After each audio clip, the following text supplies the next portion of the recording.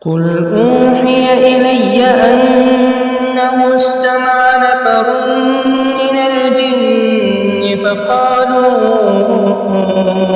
إنا سمعنا قرآنا عجبا يهدي إلى الرشد فآمنا به ولن نشرك بربنا أحدا وأنه تعالى جد ربنا ما اتخذ صاحبة ولا ولدا وأنه كان يقول سفيهنا على الله شططا وأنا ظننا أن لن تقول الإنس والجن على الله كذبا وأنه كان رجال من الإنس يعوذون برجال من الجن فزادوهم رهقا وأنهم ظنوا كما ظننتم أن لن يبعث الله أحدا وأنا لمسنا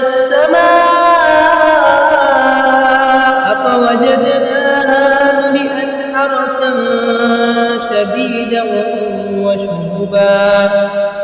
وأنا كنا نقعد منها مقاعد للسمع فمن يستمع الآن يجد له شهابا رصدا وأنا لا ندري أشر أريد بمن في الأرض أم أراد بهم ربهم رشدا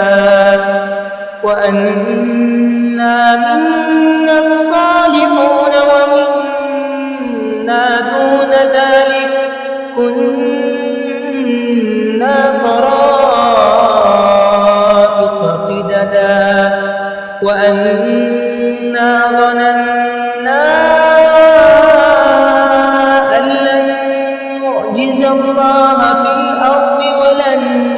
نعجزه هربا وأنا لما سمعنا الهدى آمنا به فمن يؤمن بربه فلا يخاف بأسا ولا رهقا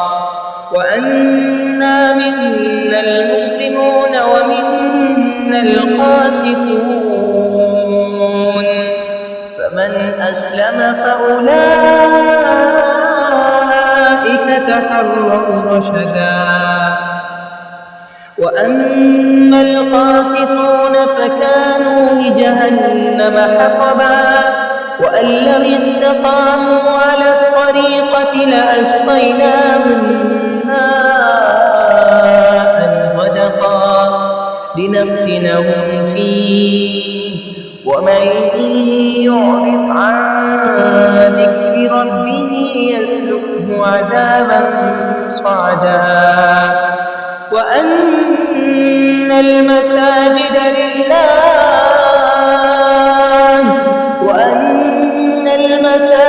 لله فلا تدعوا مع الله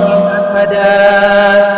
وأنه لما قام عبد الله يدعوه كادوا يكونون عليه لبدا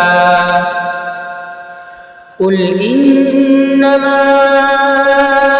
أدعو ربي ولا أشرك به أحدا قل إني لا أملك لكم ضرا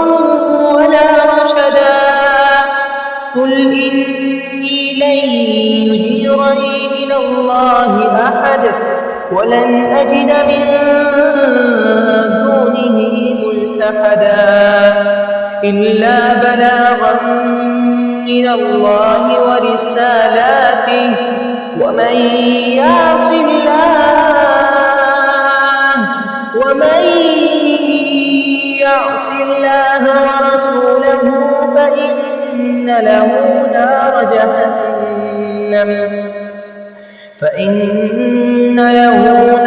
جهنم خالدين فيها أبدا حتى إذا رأوا ما يوعدون فسيعلمون من أضعف ناصرا وأقل عددا قل إن أدري أقريب ما توعدون أم يجعل له ربي أمدا عالم الغيب فلا يظهر على غيبه أحدا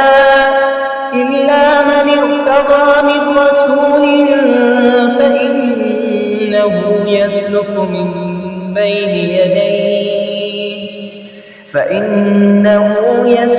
من بين يديه ومن خلفه رصدا